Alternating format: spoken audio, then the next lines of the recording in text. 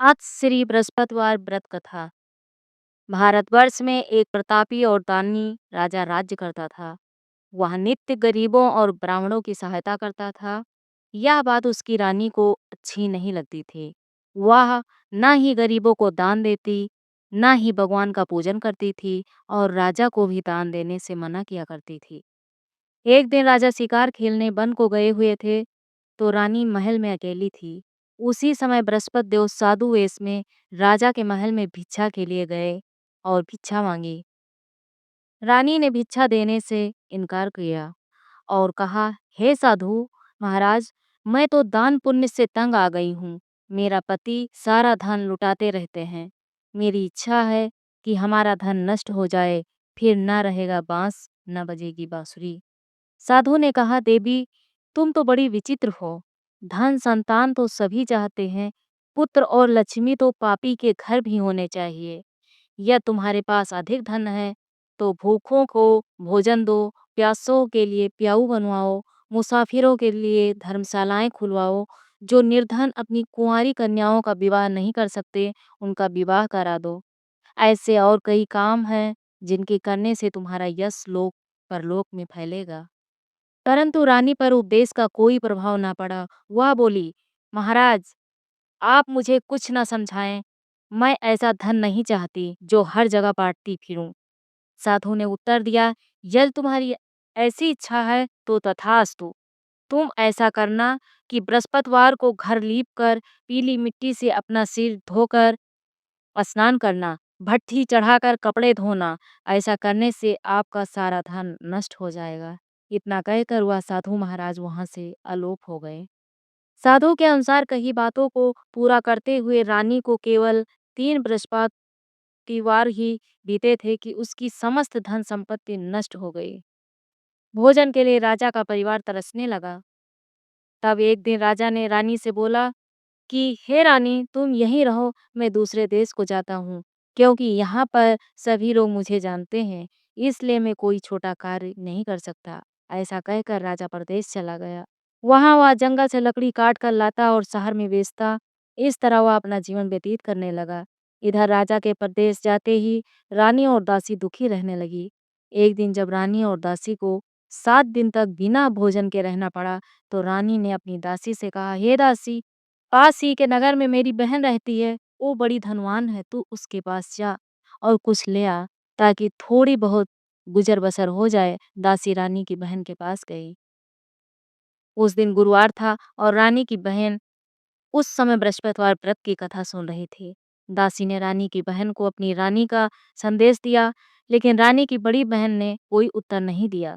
जब दासी को रानी की बहन से कोई उत्तर नहीं मिला, तो वो बहुत दुखी हुई और उसे क्रोध भी आया। दासी ने वापस आकर रानी को सारी बात बता दी। सुनकर रानी ने अपने भाग्य को कोसा।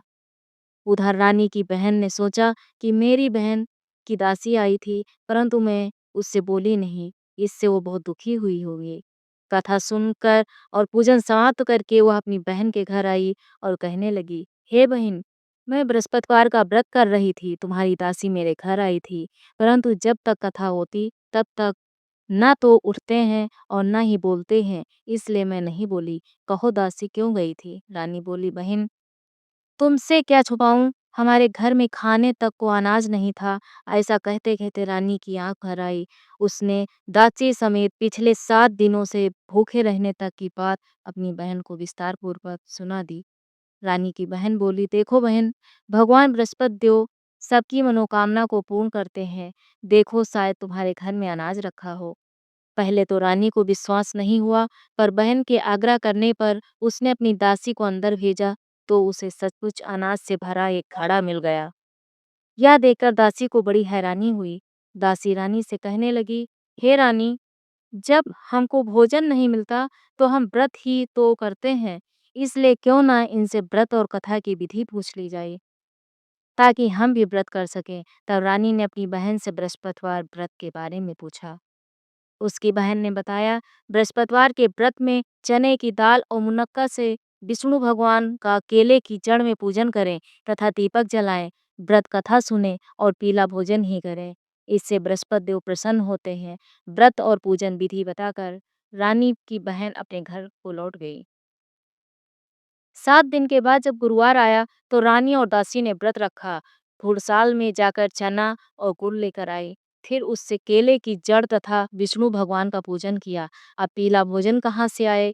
इस बात को लेकर दोनों बहुत दुखी थे। चूंकि उन्होंने व्रत रखा था, इसलिए बृहस्पति देव उनसे प्रसन्न थे। इसलिए वे एक साधारण व्यक्ति का रूप धारण कर 2 थालों में सुंदर पीला भोजन दासी को दे गए। भोजन पाकर दासी प्रसन्न हुई और फिर रानी के साथ मिलकर भोजन ग्रहण किया। उसके बाद वे सभी गुरुवार को व्रत और पूजन करने लगी। बृहस्पतिवार भगवान की कृपा से उसके पास फिर से धन संपत्ति आ गई, परंतु रानी फिर से पहले की तरह आलस करने लगी। तब दासी बोली, देखो रानी, तुम पहले भी इस प्रकार आलस करती थी। तुम्हें धन रखने में कष्ट होता था, इस कारण सभी धन नष्ट हो गया। और अब जब भगवान बृहस्पति की कृपा से धन मिला है, तो तुम्हें फिर से आलस्य होता है। रानी को समझाते हुए दासी कहती है कि बड़ी मुसीबतों के बाद हमने यह धन पाया है, इसलिए हमें दान पुण्य करना चाहिए, भूखे मनुष्यों को भोजन कराना चाहिए और धन को शुभ कार्यों में खर्च करना चाहिए, जिससे तुम्हारे कुल का यश बढ़ेगा, स्वर्ग की प्राप्ति होगी और पुण्य प्राप्त होगा। दासी की बात मानकर रानी अपना धन शुभ कार्यों में खर्च करने लगी, जिससे पूरे नगर में उसका यश फैलने लगा। एक दिन राजा दुखी होकर जंगल में एक पेड़ के नीचे आसन जमाकर बैठ गया। वह अपनी दशा को याद करके व्याकुल होने लगा। बृहस्पतिवार का दिन था। एकाएक उसने देखा कि निर्जन वन में एक साधु प्रकट हुए। वह साधु वेश में स्वयं बृहस्पति देवता थे। लगड़हारे के सामने आकर बोले, हे लगड़हारे, इस सुनसान जंगल में तू चिंता मग्न क्यों बैठा है? लगड़हारे ने दोनों हाथ जोड़कर प्रणाम किया और उत्तर दिया, महात्मा जी, आप सब कुछ जानते हैं, मैं क्या कहूँ? यह कहकर रोने लगा और साधु को अपनी आत्मकथा सुनाई। महात्मा जी ने कहा, तुम्हारी स्त्री ने बृहस्पति के दिन बृहस्पति भगवान का निरादर किया है, जिसके कारण रुष्ट होकर उन्होंने तुम्हारी यह दशा कर दी। अब तुम चिंता को दूर करके मेरे कहने पर चलो, तो तुम्हारे सब कष्ट दूर हो जाएंगे और भगवान पहले से भी अधिक संपत्ति देंगे। तुम बृहस्पति के दिन कथा किया करो, 2 पैसे के चने मुनक्का लाकर उसका प्रसाद बनाओ और शुद्ध जल से लोटे में शक्कर मिलाकर अमृत तैयार करो। कथा के पश्चात अपने सारे परिवार और सुनने वाले प्रेमियों में अमृत व प्रसाद बांटकर आप भी ग्रहण करो। ऐसा करने से भगवान तुम्हारी सब मनोकामनाएं पूरी करेंगे। साधु के ऐसे वचन सुनकर लकड़हारा बोला, हे प्रभु, मुझे लकड़ी बेचकर इतना पैसा नहीं मिलता जिससे भोजन के उपरांत कुछ बचा सकूं। मैंने रात्रि में अपनी स्त्री को व्याकुल देखा है। मेरे पास कुछ भी नहीं जिससे मैं उसकी खबर मंगा सकूं। साधु ने कहा, हे लकड़हारे, तुम किसी बात की चिंता मत करो। बृहस्पति के दिन तुम रोजाना की तरह लकड़ियां लेकर शहर को जाओ। तुमको रोज से दुगना धन प्राप्त होगा, जिससे तुम भली भांत भोजन कर लोगे तथा बृहस्पति देव की पूजा का सामान भी आ जाएगा। इतना कहकर साधु अंतर्ध्यान हो गए। धीरे धीरे समय व्यतीत होने पर फिर वही बृहस्पतिवार का दिन आया।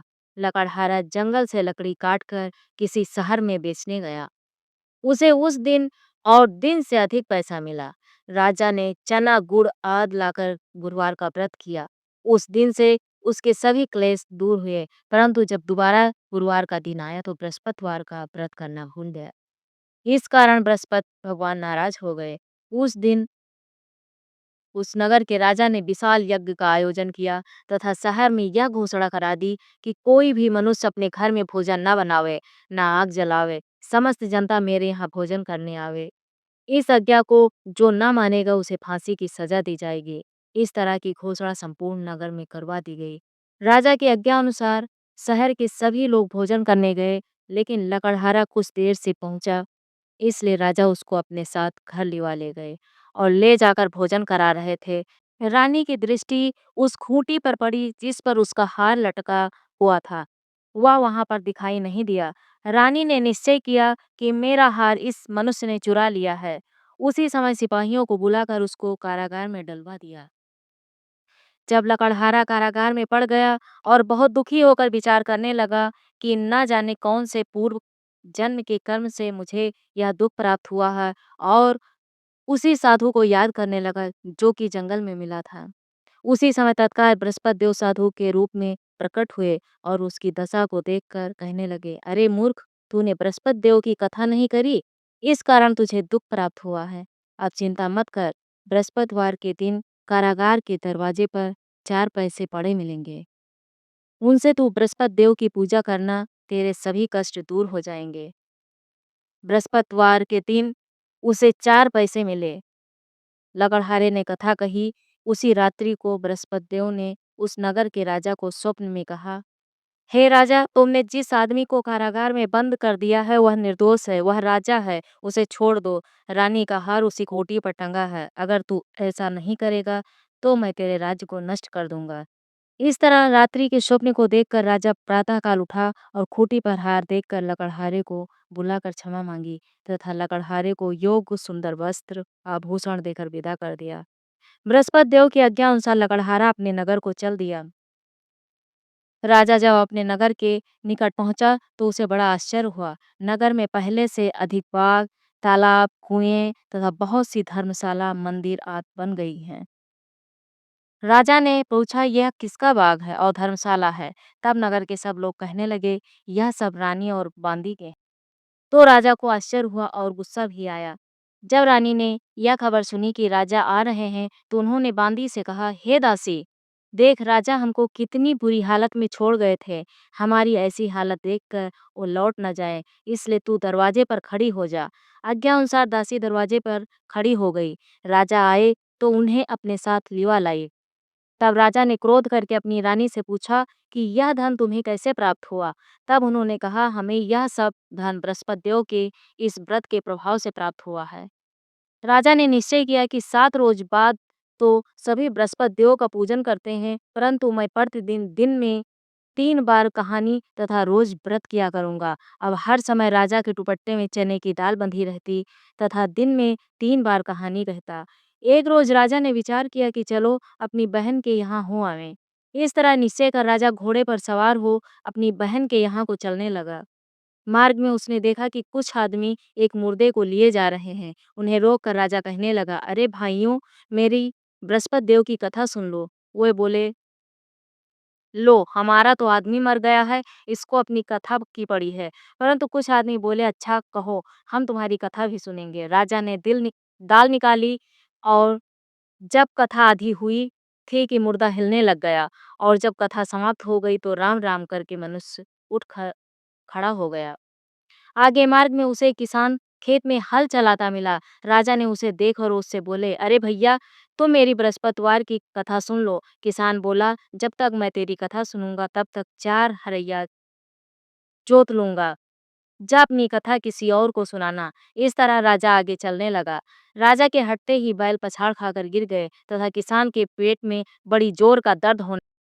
उस समय उसकी माँ रोटी लेकर आई। उसने जब यह देखा तो अपने पुत्र से तब हाल पूछा और बेटे ने सभी हाल कह दिया। तो बुढ़िया दौड़ी दौड़ी उस घुड़सवार के पास गई और उससे बोली कि मैं तेरी कथा सुनूंगी, तू अपनी कथा मेरे खेत पर चलकर ही कहना। राजा ने बुढ़िया के खेत पर जाकर कथा कही, जिसके सुनते ही वह बैल उठ खड़ा हुआ तथा किसान के पेट का दर्द भी बंद हो गया। राजा अपनी बहन के घर पहुंचा। बहन ने भाई की खूब मेहमानी की। दूसरे रोज प्रातःकाल राजा जगा तो वो देखने लगा कि सब लोग भोजन कर रहे हैं। राजा ने अपनी बहन से कहा, ऐसा कोई मनुष्य है जिसने भोजन नहीं किया हो? मेरी बृहस्पतिवार की कथा सुन ले।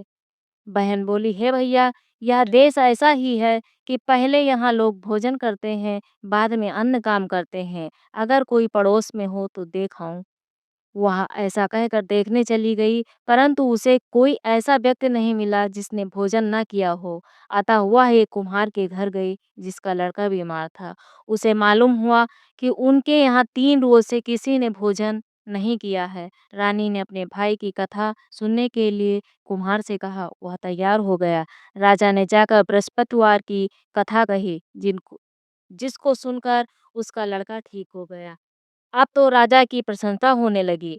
एक रोज राजा ने अपनी बहन से कहा कि हे बहन, हम अपने घर को जाएंगे, तुम भी तैयार हो जाओ। राजा की बहन ने अपनी सास से कहा। सास ने कहा, हाँ चली जा, परंतु अपने लड़कों को मत ले जाना, क्योंकि तेरे भाई की कोई औलाद नहीं है।